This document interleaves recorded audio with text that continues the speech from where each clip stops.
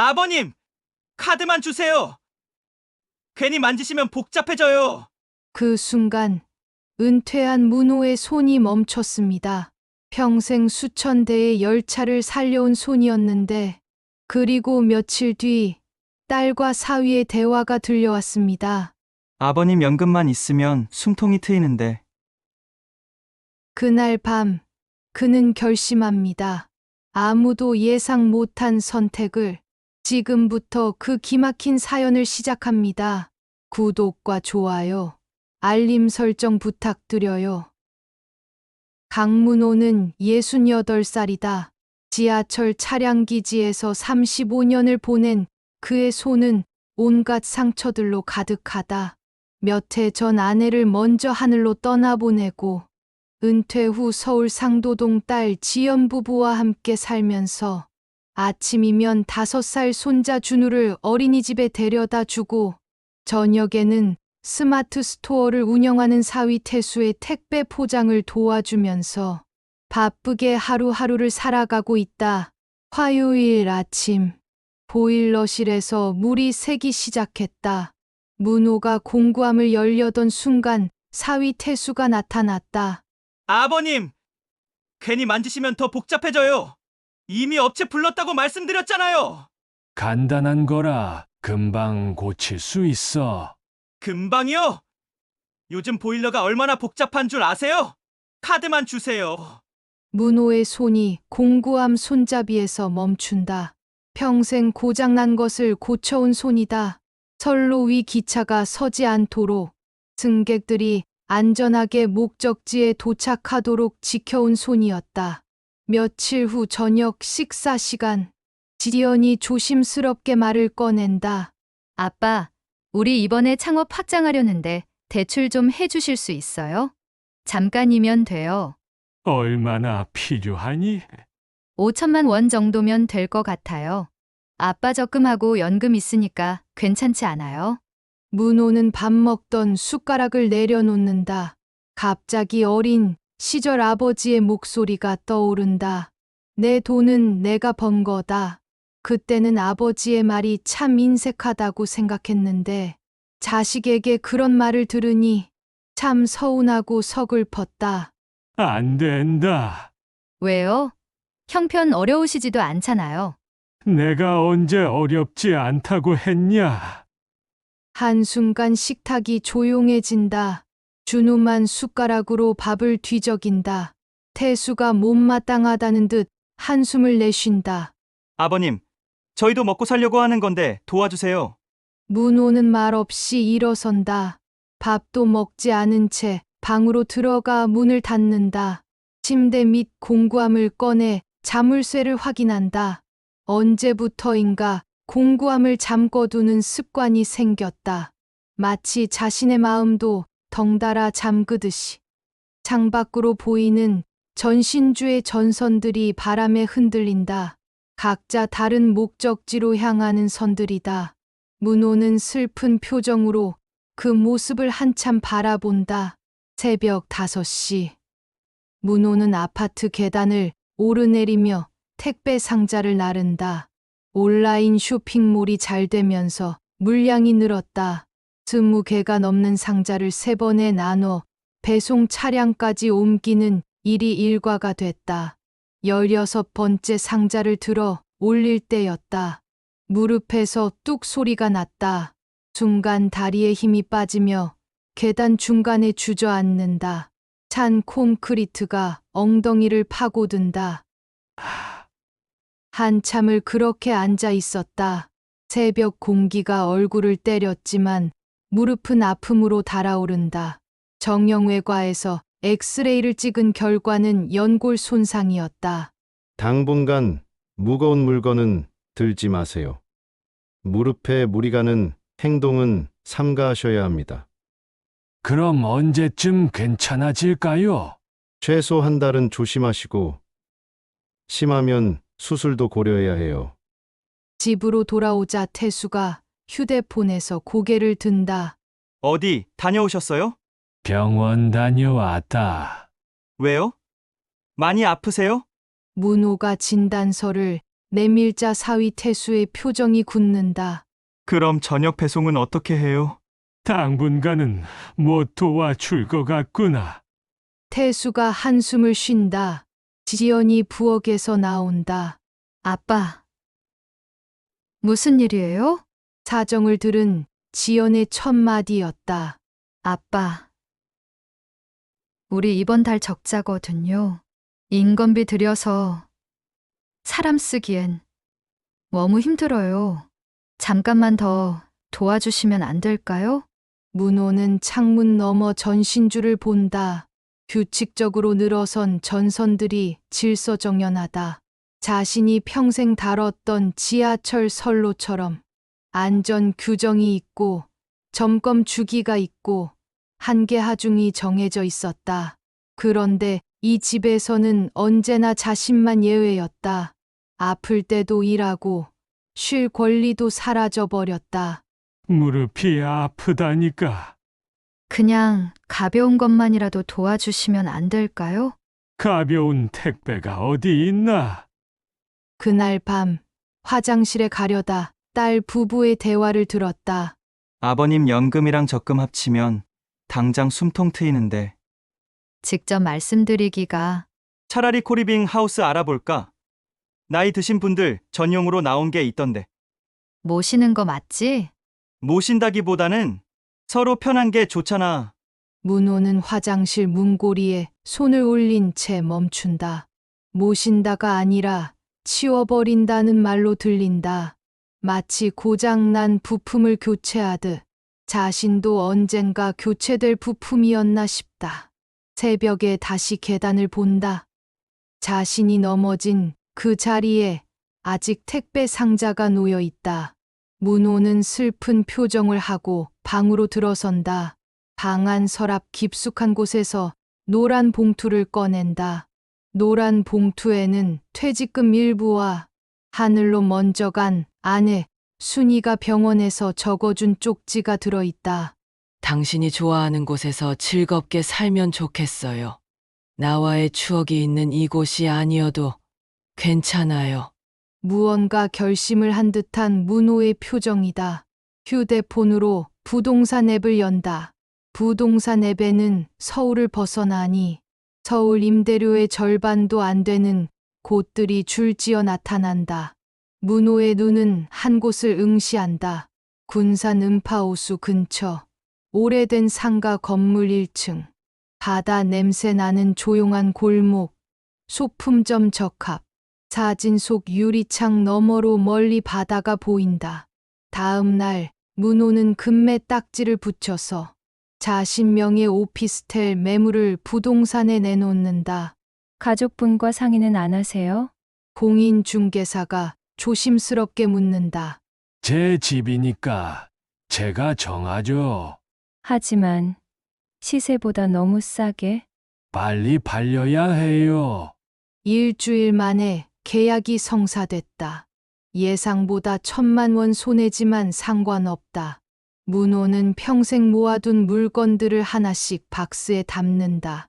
낡은 진공관 라디오, 손때 묻은 전추, 정밀 드라이버 세트, 아내가 좋아했던 LP판들, 가져갈 게 많지 않지만 버릴 것과 가져갈 것을 나누는 작업이 생각보다 오래 걸린다. 지연이 방문을 열고 들어온다. 아빠, 뭐 하세요?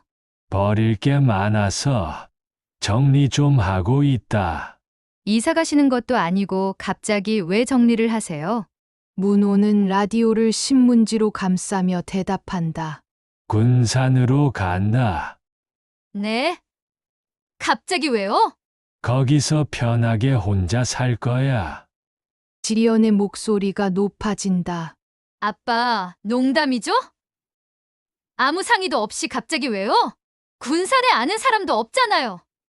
혼자 사는 게 나을 것 같아서 이사 가기로 했으니까 걱정 안 해도 돼. 우리가 뭘 잘못했어요?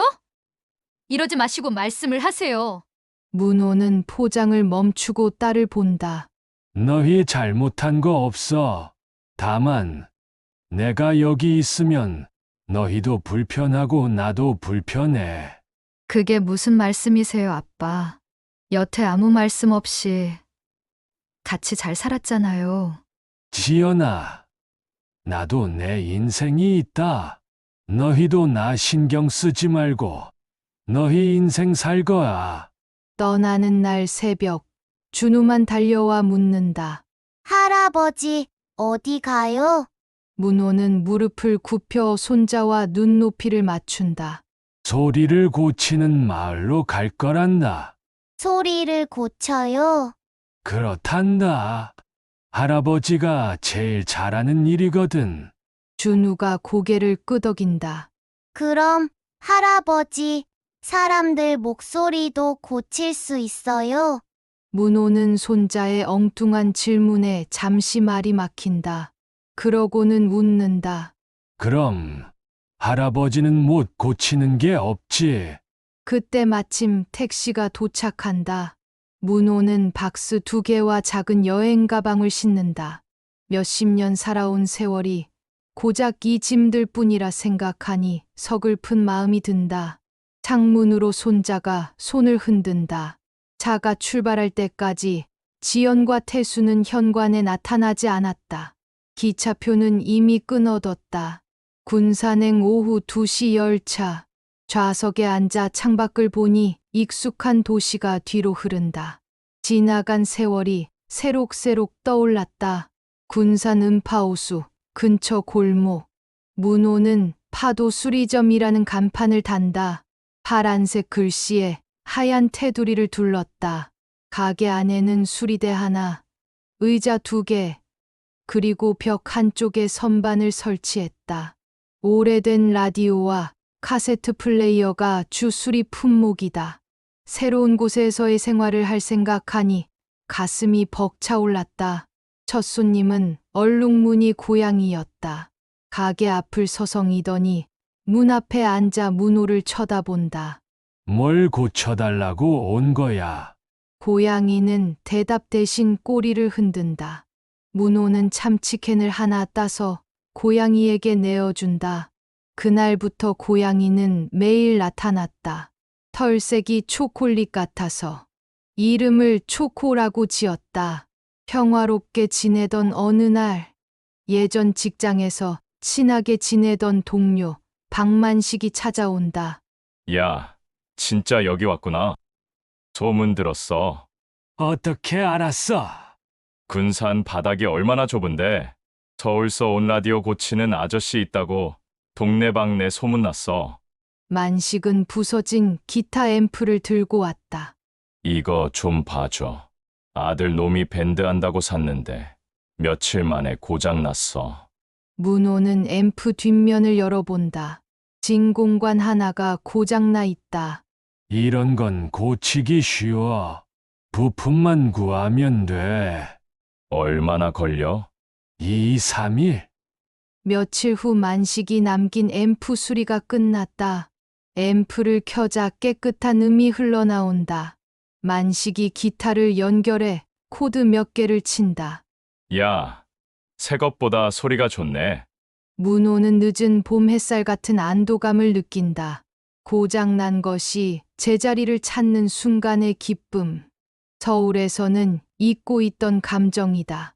오후에는 동네 할머니가 찾아왔다. 고장난 손목시계를 들고 이거 아들이 사준 건데 갑자기 멈췄어요. 시계를 분해해 보니 태엽 부분에 먼지가 끼어 있다. 면봉으로 조심스럽게 청소하고 다시 조립한다. 초침이 다시 움직인다. 수리비 얼마예요? 돈은 다음에 주세요. 그럼 안 되지. 문호는 웃으며 말한다. 지금 들리는 이 초침 소리가 수리비예요. 그걸로 충분해요. 할머니가 환하게 웃는다. 참 특이한 분이네. 고쳐줘서 고마워요. 저녁이 되면 초코가 무릎 위에 올라와 몸을 웅크린다. 벌써 가족이 된 것 같다. 바다에서 불어오는 바람이 유리창을 흔든다. 문호는 라디오를 켜고 주파수를 돌린다. 지역 방송에서는 트로트가, 다른 채널에서는 클래식이 흘러나온다. 집이라고 부를 나만의 공간이 생겼다. 누군가를 위해 존재하는 게 아니라 그저 자신을 위해 존재하는 공간. 문호는 초코의 털을 쓰다듬으며 생각한다. 이게 진짜 은퇴인가 보다. 내 평생 지금처럼 마음이 편한 날이 있었던가. 새 달이 흐른 햇살이 따사로운 어느 토요일 오후, 가게 문에 방울이 울린다. 지연과 태수, 그리고 준우가 들어선다. 문호는 라디오 수리를 멈추고 고개를 든다. 어떻게 알고 찾아왔니? 만식 아저씨한테 주소 들었어요. 지연의 목소리가 평소보다 작다. 준우는 벽에 붙은 색색의 테이프와 부품들을 신기하게 바라본다. 아빠, 우리가 잘못했어. 지연이 수리대 앞에 선다. 대출해달라는 것도, 코리빙으로 모신다는 것도 사실 무서웠거든. 생활비 부족하고, 사업도 잘 안 되고, 그런데 아빠를 숫자로만 봤어. 얼마나 도움이 될까만 생각했지. 아빠가 어떤 기분일지는 생각 안 했어. 태수도 고개를 숙인다. 생각이 짧았어요, 아버님. 정말 죄송합니다. 아버님이 힘드실 텐데 배려가 부족했습니다. 문호는 손에 쥔 납땜기를 내려놓는다. 나도 너희 사는 게 팍팍하다는 건 알아. 요즘 젊은 사람들 쉽지 않지. 다만 내 시간과 손길이 공짜가 아닌 것처럼 내 인생도 너희 소유가 아니야. 어색한 분위기를 눈치챈 것 마냥 초코가 수리대 밑에서 나와 지연의 다리에 몸을 비빈다. 아빠, 우리 여기로 이사 와서 예전처럼 같이 살면 어때요? 지연이 제안한다. 문호는 단호하게 고개를 젓는다. 그냥 혼자 살고 싶구나. 나는 여기서 일하고, 자고, 듣고, 배우고 있어. 내 속도로 누구의 간섭 없이 살고 싶어. 대신 일요일엔 점심 먹으러 와.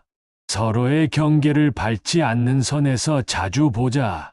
준우가 벽면에 라디오 포스터를 가리키며 묻는다. 할아버지, 이건 무슨 소리예요? 문호는 오래된 라디오의 다이얼을 천천히 돌린다. 처음엔 모래바람 같은 잡음이 들리더니 어딘가의 합창단 목소리가 선명해진다. 새로 고친 라디오 주파수에서 나오는 소리야. 각자 자기 채널로 사는 거지. 서로 간섭하는 대신 자기만의 소리를 내는 거야. 할아버지, 멋있어요. 아빠와 준우를 보며 지연이 눈시울을 붉힌다. 아빠, 그래도 가끔 연락해요. 당연하지. 내가 딴 세상 사람이 된 건 아니잖니? 해질 무렵 가족들이 돌아간다. 준우는 마지막까지 초코를 쓰다듬다가 손을 흔들며 떠난다. 그날 밤 문호는 공구함을 열고 가장 오래된 정밀 드라이버를 꺼낸다. 작은 이름표에 문호라고 적어 붙인다. 35년을 함께한 도구에 처음으로 자신의 이름을 새기는 것이다. 라디오에서는 야간 음악이 흘러나온다. 문호는 의자에 기대어 바다 쪽을 바라본다. 이 작은 표식을 달고 그는 마침내 자신의 손으로 자신의 삶을 조립해 나간다. 시청해 주셔서 감사합니다. 구독과 좋아요, 알림 설정은 영상을 제작하는 데 큰 힘이 됩니다.